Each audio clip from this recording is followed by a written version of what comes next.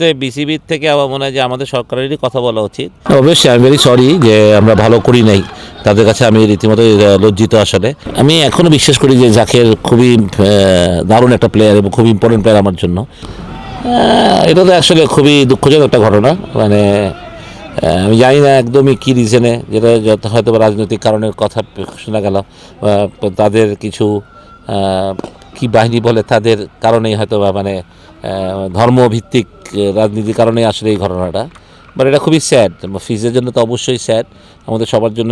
আমরা খুবই তাকিয়েছিলাম কেকেআরের দিকে, মুস্তাফিজ খেলবে, যেটা সাকিবের বেলায় হতো। সাকিব খেললে আমরা সবাই কেকেআরের সাপোর্টার হয়ে যাই, তো মুস্তাফিজ খেলে আমরা সবাই কেকেআরের সাপোর্টার ছিলাম। এটা আমাদের জন্য সত্যি কথা দুঃখজনক এবং আমরা খুব লজ্জিত ব্যাপারটা নিয়ে। তবে আপনার প্রশ্নে আমি জানি না একদম সঠিক উত্তরটা কী হবে, যে এক মুস্তাফিজকে যদি তারা ইয়ে করতে না পারে বাংলাদেশ টিমকে, তখন কীভাবে তারা আগলে রাখবে, সেটাই সবচেয়ে বড় কথা। তাহলে এটা তো চ্যালেঞ্জ হয়ে যাবে। তো এটা সত্যি কথাই, but I am not sure যেটা আসলে কী ব্যবস্থা করবে তারা। নিশ্চয়ই তাদের থেকে কোনো ব্যবস্থা নিশ্চয় হবে, নয়তো বাংলাদেশ তো ইনসিকিউর বলতে গেলে। তাহলে ইন্ডিয়াতে গেলে খেলতে তো বাংলাদেশ ইনসিকিউর থাকবে। বিসিবি কিছু করণীয় আছে এখানে, আপনি এখানে বা আমাদের গভর্নমেন্টের? না, আমার বিসিবির তো আমার তো গভর্নমেন্ট থেকে একটা কথা বলা যেতে পারে, গভর্নমেন্ট লেভেলে হয়তো কথা বলা যেতে, তো আর বিসিবির কিছু করার নাই। তো সরকারিভাবে জিনিসটা হয়েছে, তো আমার মনে হয় যদি বিসিসিআই থেকে হয়তো ঘোষণাটা এসছে, বাট দেশ যদি প্রোটেকশন না দিতে পারে তো বিসিসিআই কীভাবে প্রোটেকশন দিবে? তো সেক্ষেত্রে বিসিবির থেকে আমার মনে হয় যে আমাদের সরকারেরই কথা বলা উচিত, যে বাংলাদেশ দল যে ওয়ার্ল্ড কাপ খেলতে যাচ্ছে সেখানে তাদের আসলে কী দায়িত্ব নিশ্চয়তা আছে, তাদেরকে প্রোটেকশন দিতে পারবে তারা। এরকম যদি বিশৃঙ্খল ঘটনা ঘটে যায় তো সেক্ষেত্রে তার ক্ষতিটা আমাদের দেশেরই হবে না। তো এটা তো অবশ্যই বিসিবিও এবং সাথে সাথে দেশের সরকারকেও আমার আইসিসিকে একটা চিঠি দেওয়া উচিত। এবং আমার মনে হয় আমাদের সবগুলো ম্যাচ যদি অন্য বেরোতে করা যায় ইন্ডিয়া ছেড়ে, তাহলে সেক্ষেত্রে হয়তো বা সেটা একটা সমাধান হতে পারে আমি মনে করি। ছিলেন কিন্তু সেটা মানে খুব একটা ব্রেক থাকলো না। মানে এই জার্নিটা কেমন ছিল, আপনার দলের জন্য ইম্প্যাক্ট ফেলবে কিনা? না, দল তো এমনি ভালো খেলছে না, জার্নিটা তো অবশ্যই কষ্টের ছিল কালকে। মানে চলে যাওয়ার পর আবার ব্যাক করা, বাট প্রফেশনাল প্লেয়ারদের আসলে সব কমপ্লেন না করলে ঠিক। আমার মনে হয় এটা পার্ট অফ দ্য গেম আসলে, কারণ উপায় ছিল না আসলে, ঠিক না? কারণ রিজনটা আসলে যেহেতু যে কোনো কারণেই হোক, বিসিবি যেহেতু খেলাটা সিলেটে নিয়ে এসছে, সেহেতু আমাদের ফিরে আসারই কথা ছিল। তো না, ওইটা কোনো রিজন হবে না, আমি মনে করি না ওটা কোনো রিজন, এক্সকিউজ না আসলে। ভাই নেক্সট ম্যাচে নাবিকে পাচ্ছেন, হয়তো বা মোস্ট প্রবলি সৌম্যও জয়েন করবে। একটা মানে দুইটা এক্সপিরিয়েন্স ক্রিকেটার, ভারসাম্য অনেক চেঞ্জ হবে। এখন কি ভালো কিছু আশা করেন না, যদি এখনও সুযোগ আছে? এটা স্বস্তি পাচ্ছি আসলে, সত্যি কথা, যেটা এক্সপিরিয়েন্স প্লেয়ার আছে সাথে। হ্যাঁ, ডেফিনেটলি ব্যাটিংটা তো সত্যি কথা বলতে 3টা ম্যাচে ব্যাটিংই আমাদের ভুগিয়েছে। আমাদের বোলাররা যথেষ্ট ভালো বল করেছে, আমরা 143 অলমোস্ট ডিফেন্ড করে ফেলেছিলাম। আর 2টা ম্যাচে তো আমরা রানই করতে পারিনি, একটা 108 একটা 122। মানে যেটা হচ্ছে যে পাওয়ার প্লেতে উই লুজিং উইকেট, যেটা আমাদের ব্যাটসম্যানদের একটা নিয়ম ছিল যে আমরা ব্যাক টু ব্যাক উইকেট দিতে পারবো না। সেক্ষেত্রে দেখা যায় আমাদের একসাথে 3-4টা উইকেট পড়ে যাচ্ছে। তো এটা অলওয়েজ ডিফিকাল্ট মিডল অর্ডারের জন্য এখান থেকে টিমকে ঘুরে দাঁড়ানো। হয়তো তখন শর্টস খেলবে কিংবা উইকেটে থাকবে, দুই রকম প্ল্যানিং হয়ে যায়। তো বাট আই স্টিল বিলিভ যে ঘুরে দাঁড়ানোর আমাদের যথেষ্ট সময় আছে। বাট নেক্সট ম্যাচ থেকেই, এটা আর পরে না, নেক্সট ম্যাচ থেকে আমাদের জিততে হবে। যদি না জিতি তাহলে তো কোনো সুযোগই থাকবে না আসলে। বাট যদি আমাদের মানে এই টুর্নামেন্টে আমাদের অস্তিত্ব টিকে রাখতে হয় নোয়াখালী এক্সপ্রেসের, তাহলে নেক্সট ম্যাচটা আমাদের জন্য খুবই ভাইটাল, এবং আমাদের জিততে হবে। ভাইটাল বলে কথা না, ম্যাচটা জিতার মতন, জিতার জন্যই খেলতে হবে, জিতার জন্য আমরা খেলবো ইনশাল্লাহ।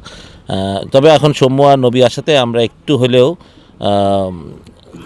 একটু ব্যালেন্স হবে, আছে ব্যাটিংয়ে একটু এক্সপিরিয়েন্স আসবে আমার মনে হয়। ভাই সৌম্য কি নেক্সট ম্যাচেই 11-এ রাখতে পারছেন, হয়তো কালকে ঢাকায় আসবে বা আজকে আসবে? না না না, ও অলরেডি আমার মনে হয় ঢাকায়, আমার মনে হয় আজকে বা কালকে সন্ধ্যায় বা কালকে সকালে টিমের সাথে জয়েন করবে।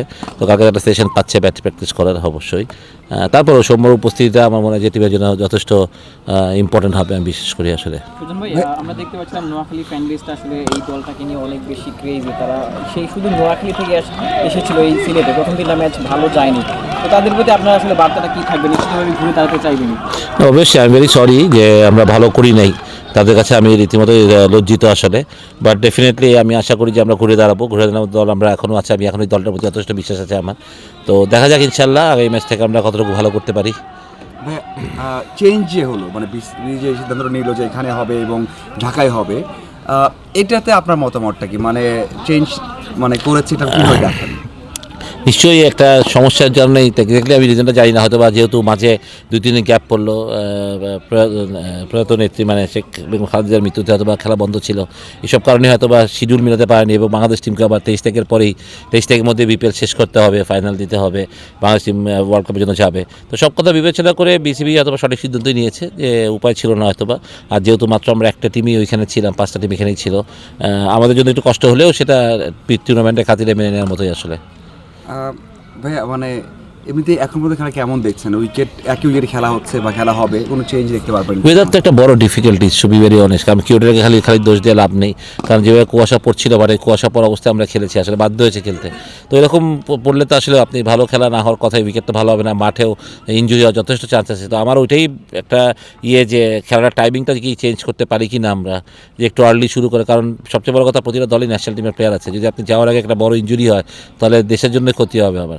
এই জন্য আমরা যদি খেলাটা 1টার পরিবর্তে যদি 11টার সময় শুরু করা যায় কি না, তাহলে হয়তো বা একটু তাতে কুয়াশা পড়ার আগে যদি রাত্রে খেলাটাও শেষ করা যায়, তাহলে হয়তো বা খেলা হারা যেতে তো হবেই, সেটা তো অন্য জিনিস, বাট প্লেয়ার ইঞ্জুরিতে যদি না পড়ে, বিশ্বকাপের আগে যদি ইঞ্জুরি হতে পারে বাংলাদেশের কোনো একটা ইম্পর্টেন্ট প্লেয়ার, তাহলে এটা দলের জন্য অবশ্যই আমার দেশের জন্য একটা ক্ষতির ব্যাপার আসলে।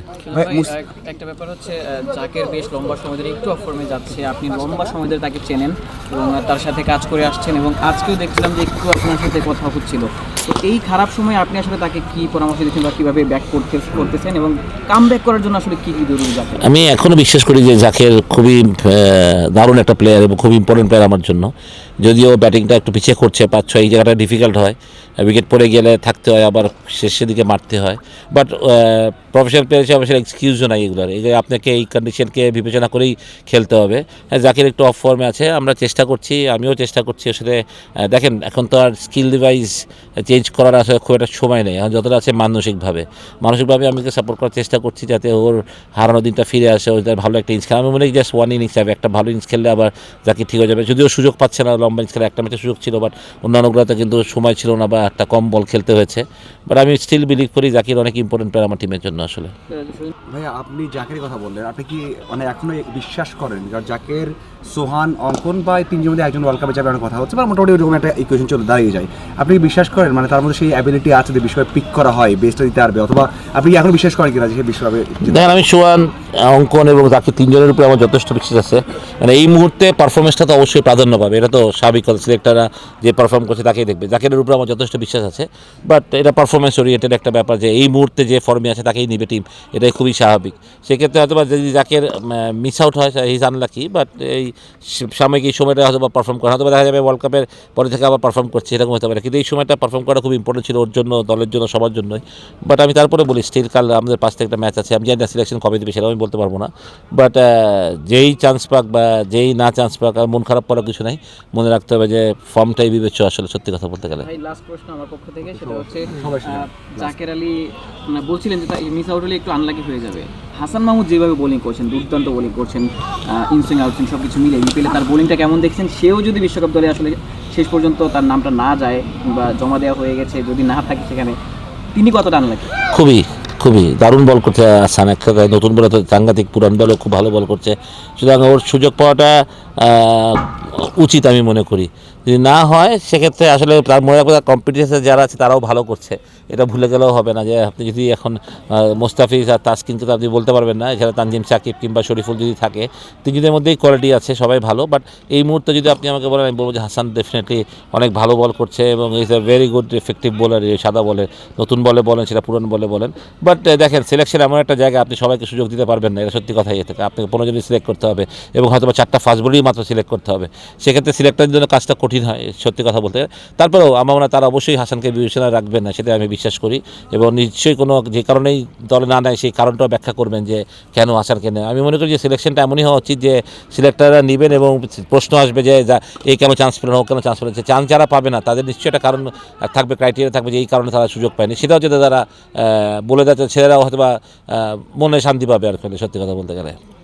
সুজন ভাই, মুনিম শাহরিয়ার এবং আবু জায়েদ রাহি দুজন অভিজ্ঞ ক্রিকেটারকে আমরা নোয়াখালীর ক্যাম্পে আজকে দেখতে পেলাম, তাদেরকে আসলে দলে এই মানে 3 ম্যাচ যাওয়ার পর আসলে তারা দল পেলেন, তাদের নেওয়ার পেছনের কারণটা যদি এখন সময় টপ অর্ডার ভালো করছে না, এই জন্য মুনিম শাহরিয়ারকে নেওয়া। আর আপনি যদি রাতের খেলাগুলো এখন দেখেন, ফাস্ট বোলাররা ডোমিনেট করতেছে, সুইং হতেছে, রাহি একটা সুইং বোলার, তো ওই কথাটা মেভেই রাহিকে নেওয়া। আর মুনিমকেও টপ অর্ডারে আসলে যেহেতু ওর এক্সপিরিয়েন্স আছে এই জন্য ওকে নেওয়া হয়েছে হয়তোবা, এছাড়া আর কোনো রিজন নাই আসলে, সত্যি কথা।